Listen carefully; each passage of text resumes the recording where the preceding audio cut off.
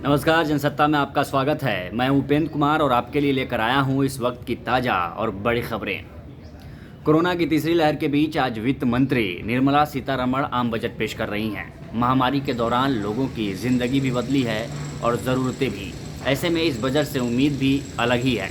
सबसे बड़ी उम्मीद है इनकम टैक्स की राहत वाली वैक्सीन की, यानी टैक्स फ्री इनकम का दायरा बढ़ाना। महामारी के दौरान सबसे ज़्यादा प्रभावित हुए किसान, छोटे मझोले व्यापारी और टूरिज्म सेक्टर को स्पेशल पैकेज के ऑक्सीजन की आस है। युवाओं को रोजगार का सपोर्ट चाहिए और इंडस्ट्री को लोन, टैक्स जैसे प्रोसेस में रिलैक्सेशन। बता दें, ये मोदी सरकार का 10वां और निर्मला सीतारमण का चौथा बजट है। उधर पश्चिम बंगाल की मुख्यमंत्री ममता बनर्जी और राज्यपाल जगदीप धनखड़ के बीच मतभेद खत्म होने का नाम नहीं ले रहा है। इस बार राज्यपाल के ट्विटर को लेकर ममता गुस्से में हैं और उन्होंने गवर्नर का अकाउंट ही ब्लॉक कर दिया है। दरअसल राज्यपाल जगदीप धनखड़ ने एक दिन पहले अपने सोशल मीडिया पर बंगाल को लोकतंत्र के लिए गैस चैम्बर बताया था, जिसके बाद नाराज होकर ममता बनर्जी ने उन्हें ट्विटर से ब्लॉक कर दिया। ममता ने कहा कि मैं इसके लिए पहले से ही माफ़ी मांगती हूँ। जगदीप धनखड़ लगभग हर दिन कुछ न कुछ ट्वीट कर मुझे या मेरे अधिकारियों के खिलाफ कमेंट करते हैं। वे असंवैधानिक और अनैतिक बातें कहते हैं। वे निर्देश और सलाह देते हैं। चुनी हुई सरकार मानो बंधुआ मजदूर बनकर रह गई है, इसलिए मैं उन्हें अपने ट्विटर अकाउंट से ब्लॉक कर दिया है। मैं हर दिन व्यथित हो रही हूँ। बताया जा रहा है कि ममता बनर्जी ने यह कदम महात्मा गांधी की पुण्यतिथि पर राज्यपाल धनखड़ के ताज़ा हमले के बाद उठाया है। इसमें धनखड़ ने कहा था कि मैं बंगाल की पवित्र भूमि को खून से लथपथ और मानवाधिकारों को कुचलने की प्रयोगशाला बनते हुए देख नहीं सकता। लोग कह रहे हैं कि राज्य लोकतंत्र का गैस चैम्बर बनता जा रहा है। उधर देश में बढ़ते कोरोना मामलों और 5 राज्यों में विधानसभा चुनावों के मद्देनज़र चुनावी रैलियों और रोड शो पर 31 जनवरी तक प्रतिबंध लगा था। सोमवार को चुनाव आयोग की बैठक हुई, जिसमें इस बैन को 11 फरवरी तक बढ़ाने का फैसला लिया गया है। हालांकि इन प्रतिबंधों के साथ थोड़ी राहत भी दी गई है, यानी प्रतिबंध के साथ साथ रैली में 1000 लोग शामिल हो सकेंगे। Chief election commissioner Sushil Chandra ने केंद्रीय स्वास्थ्य सचिव से मुलाकात के बाद रैलियों पर बैन की समीक्षा की। नए नियमों के मुताबिक इंडोर सभाओं में 500 लोगों के बैठने की इजाज़त होगी, जबकि प्रत्याशी के साथ डोर टू डोर कैंपेन में 20 लोग जा सकेंगे। इससे पहले कोरोना के बढ़ते मामलों को देखते हुए चुनाव आयोग ने 5 राज्यों में 12 जनवरी तक रैलियों और रोड शो पर रोक लगाई थी।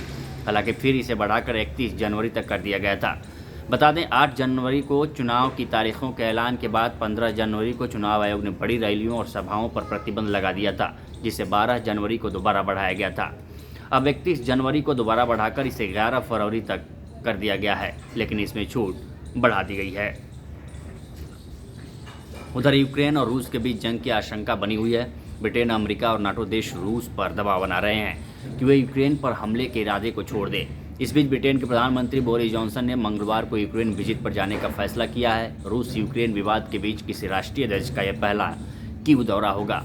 माना जा रहा है कि जॉनसन वहां प्रेसिडेंट जेलेंस्की से मुलाकात करेंगे और जंग की सूरत में रूस के खिलाफ कार्रवाई पर रणनीति तय करेंगे। यूक्रेन दौरे पर जा रहे बोरिस जॉनसन के बारे में माना जा रहा है कि वो वहां से भी पुतिन को यही सख्त संदेश देंगे कि वो जंग के मंसूबे छोड़ दें। जॉनसन के साथ विदेश मंत्री लीज ट्रूस भी जा रही हैं। कीव रवाना होने से पहले जॉनसन ने एक इंटरव्यू में कहा कि मैं प्रेसिडेंट पुतिन से वही कहना चाहती हूँ जो पहले भी कह चुका हूँ।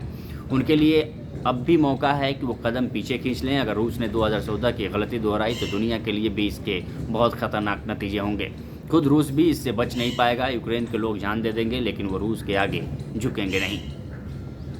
उधर टेस्ट टीम की कप्तानी छोड़ने के बाद पहली बार विराट कोहली का कोई बयान सामने आया है। कोहली ने कहा कि लीडर बनने के लिए ज़रूरी नहीं है कि कप्तान बनाया जाए। बता दें, साउथ अफ्रीका के खिलाफ टेस्ट सीरीज में मिली हार के बाद विराट ने टेस्ट टीम की कप्तानी छोड़कर सभी को हैरानी में डाल दिया था। इससे पहले उनको वनडे की कप्तानी से हटा दिया गया था और T20 की कैप्टेंसी उन्होंने T20 वर्ल्ड कप के बाद ही छोड़ दी थी। अब विराट एक बल्लेबाज के तौर पर टीम इंडिया के लिए खेलते नजर आएंगे। दरअसल पूर्व भारतीय कप्तान ने फायर साइड चैट शो के दौरान बात करते हुए कहा कि मुझे लगता है कि सबसे पहले आपको इस बात की पूरी समझ होनी चाहिए कि आपने क्या हासिल करने के लिए निर्धारित किया है। आपने उन टारगेट को हासिल किया है या नहीं। हर चीज़ एक टाइम पीरियड होता है, इसलिए आपको इसके बारे में पता होना चाहिए। एक बल्लेबाज के रूप में आप टीम को और अधिक देने में सक्षम हो सकते हैं, इसलिए उस पर गर्व करें। चैट शो के दौरान विराट ने पूर्व भारतीय कप्तान महेंद्र सिंह धोनी का उदाहरण देते हुए कहा कि लीडर बनने के लिए आपको कप्तान होने की आवश्यकता नहीं है। जब MS धोनी टीम में थे, ऐसा नहीं था कि वो लीडर नहीं थे। वह ऐसे व्यक्ति थे जिनसे हम इनपुट लेना चाहते थे। जीतना या हारना आपके हाथ में नहीं होता। एक्सीलेंस के लिए कोशिश करना और हर दिन बेहतर होना ज़रूरी है। तो अभी के लिए बस इतना ही। बाकी देश दुनिया की तमाम खबरों के लिए बने रहिए जनसत्ता के साथ।